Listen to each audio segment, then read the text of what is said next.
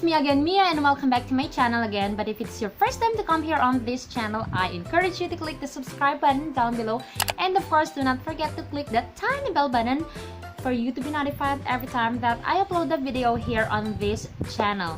So today guys, gagawin natin yung makeup look na to. Sobrang easy lang niya. Sobrang dali. Kung kaya ko siyang gawin, kayang-kaya nyo rin gawin to. And walang particular product na kailangan nyong gamitin. Kung ano yung meron kayo for sure, yung mga palette nyo, yung mga blush nyo, kung may mga pang contour kayo, may mga pang kilay kayo, ganyan. Okay na yan. Kahit konti lang yung gamit nyo, kayang-kaya nyong gawin tong makeup look na ito. And hindi tayo gagamit ng fake lashes kasi alam ko madami pang nahihirapan sa atin para gumawa ng fake lashes or magkabit ng fake lashes. Mag-start na tayo guys sa ating makeup, and every time that I do my makeup, I always start with my skincare. So, mag-start muna tayo sa toner, and I've been using this red tomato toner na ito na halos more than kalahati na yung nagamit ko. Yun yung isa sa mga secrets kung bakit mas clearer na ngayon yung skin ko, guys. Ayan. Lagi akong nag-toner nito every morning and in the evening. Ayan. Next naman na step natin is mag-primer tayo. And ito yung ginagamit ko, yung Baby Skin na from Maybelline na pore eraser. Mula nung na-try kong gamitin to guys, ito na talaga yung ginagamit ko. And nag-repurchase na naman ako ng ganito kasi nga, di ba? Ano na siya, medyo malapit na siyang maubos, as you can see. Pero sobrang konti lang nang kailangan nyo, like this one. Ayan, parang, di ba, ang konti lang. Kaya na niya yan. And more on sa may mga pores lang naman yung nilalagyan natin. Para hindi lang masyadong visible yung pores natin. Tapos para yung foundation, hindi siya namumuo sa pores. Yung parang pumupunta siya po, sumisiksik siya doon. Ayan. Para mas smooth din yung pag-a-apply natin ng foundation. And speaking of foundation naman, guys, ang ginagamit ko is the Maybelline Dream Satin na, ayan, Dream Satin in the shade B2. So, sa mukha ko, one pump lang talaga yung ginagamit ko. Isang ganyan lang siya. So, okay na siya sa akin kapag mga regular days lang, kapag hindi naman masyadong kailangan ng pakak na makeup. Pero nasa sa inyo, guys, kung ano ba yung need ng skin nyo. Like, for example, mas madami kayong kailangang takpan. So, ano lang, dapat one pump muna, and then, kapag na-blend mo na siya, tsaka ka ulit magdagdag, kasi mahirap yung nilagay mo na siya ng bonggang-bongga, tapos, hindi mo na siya mabe-blend. Ayan, so, be-blend lang natin gamit ang kabuki brush natin. Flat top kabuki brush.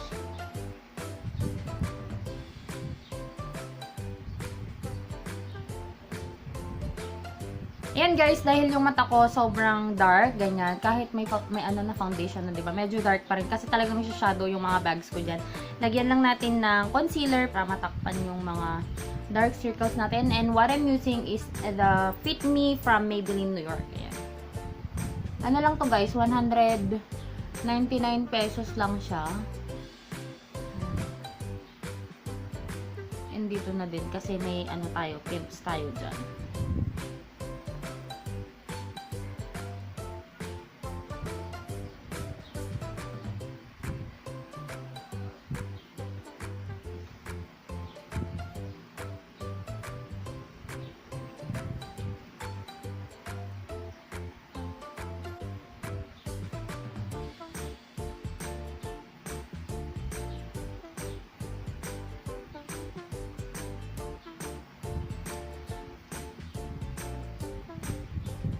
Ayan na yung ating base ng ating makeup. And para naman i-set natin yung foundation and concealer, gagamit ako ng Nichido, however you pronounce this word.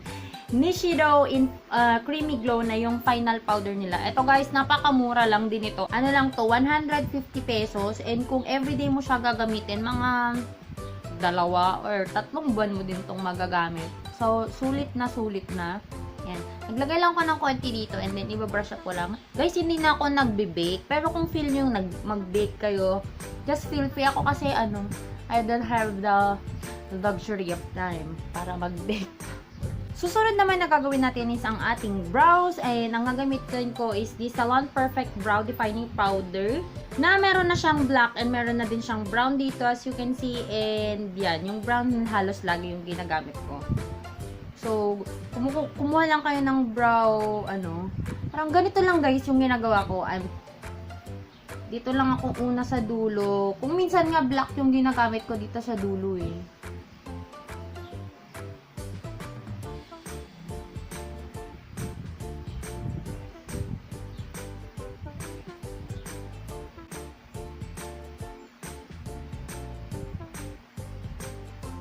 Lalagay din ako guys ng tinted brow gel na from Nichido. Ayan. Siya in the shade brunette. So, baka medyo light ito para sa akin. Ngayon ko lang ito gagamitin eh. Yung hair lang naman niya yung lalagyan natin para medyo mag-lighten lang. And, medyo mag-contour tayo, besh. Ayan. Ang gagamitin natin na pang contour is this Everbilena contour and highlighter. Ito daw, contour, and ito yung highlighter niya. Ayan. Pero usually, hindi ko talaga ginagamit yung highlighter niya. And ang gamit ko yung parang contour brush. Dito lang muna tayo sa medyo napadami. Pero, di ba, i-blend natin siya, di ba? Meron siya konti. Napaka, lang nito, guys. Yung makeup look na gagawin natin, napaka-subtle lang talaga. Para lang sa mga babae, na mga simple lang ang, datingan. Ayan. Kasi talaga, hindi ako mahilig sa mga, mga hack-hack, gano'n. Kung maggaganon man ako, hindi ako mag-aayos sa sarili ko. Yan na guys, yung contour natin, napaka-simple lang. And, contour lang natin ng konti yung ating nose, pameke, sa, sa kunyaring matangos na ilong. Ayan. Konting-konti lang. Kasi ayaw ko namang, sabihin nila na napaka-peke ng ilong. Ganun. So, lang. Simplehan lang tayo. Diyan naman nagsisimulang lahat eh. Simplehan sa una, tapos na. Mamaya kita mo, bonggacious na yung makeup. Proceed naman tayo sa blush natin guys. And ang gagamitin ko na blush natin is this Lancome in the shade Brilliant Berry. Ayan.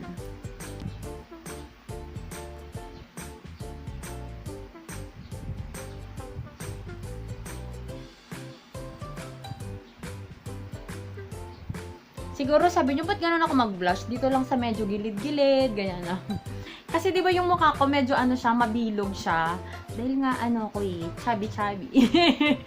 Chubby yung mukha ko. Kaya dapat dito lang sa gilid-gilid para medyo parang naka-lift na ganyan yung mukha ko. Illusion lang, ganun. And sa favorite part ko guys, eto na. Mag-highlight na tayo. And ang gagamitin kong highlighter is this Advanced Glow Out Highlighter in Candlelight. Ayan.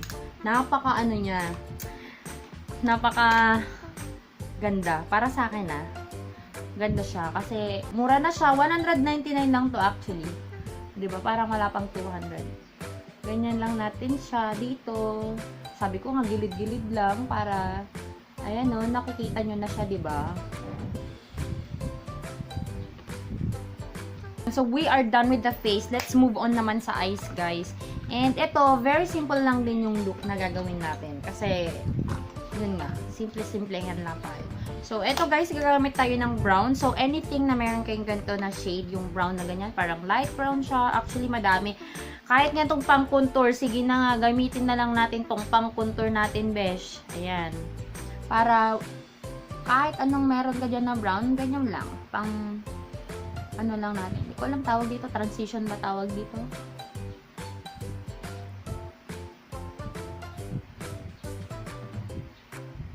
Sunod naman, kuha tayo ng darker shade. So, pwede itong darker na ito, guys. Or, pwede din yung black kung gusto nyo. Pero ako, mas okay sa akin kasi yung brown. So, lalagay lang natin siya dito sa ating outer V. Ganyan.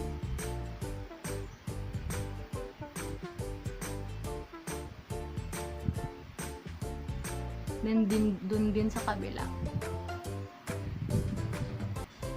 I-blend lang natin siya guys ha. Para hindi naman masyadong harsh.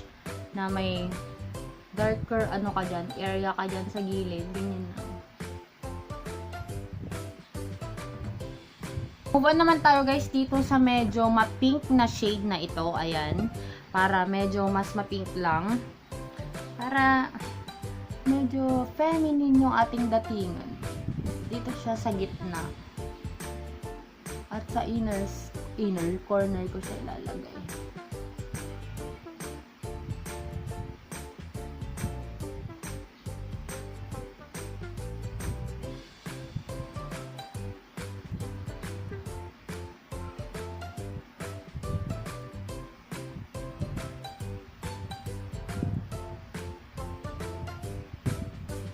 Blend lang ulit natin siya para hindi harsh yung edges niya.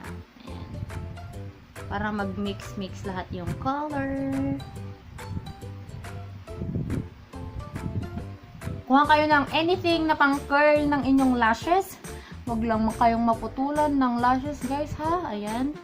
Para mag-ano na tayo, mascara. And mag-mascara muna pa. And the one that I'm using is this Rimmel na mascara. Ayan. And ganun lang.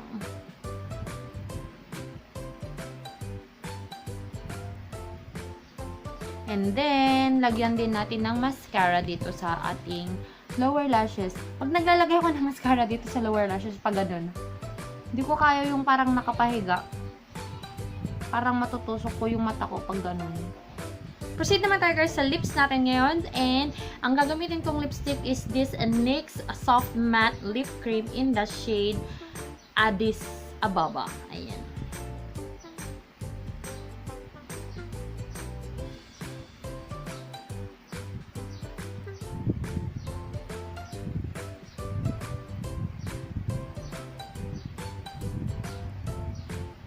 So guys, ito na yung look na nagawa natin and sobrang simple lang ng pagkakagawa natin. Alam kong kayang-kaya nyo yan gawin kasi ako nga na hindi masyadong nagme-makeup, nagawa ko siyang i-blend. So kayang-kaya nyo yan and I hope for the best for your career kung graduating na kayo sa college and kapag graduating na kayo sa high school, yan, sa mga grade 12, ayan, good luck sa pagpili ng course na gusto ninyo. And yan lang yung ating nagawa ngayon and I hope you like it and I hope you enjoyed watching this video. And if you haven't followed me yet on my Instagram and on my Facebook, the name is Joy of Mia and I'll talk to you guys on my next video. Bye! Mwah. Listen to my heart beat, beat, beat. Saying, do you love me, me? But I'm not here alone, so I put you in a song beside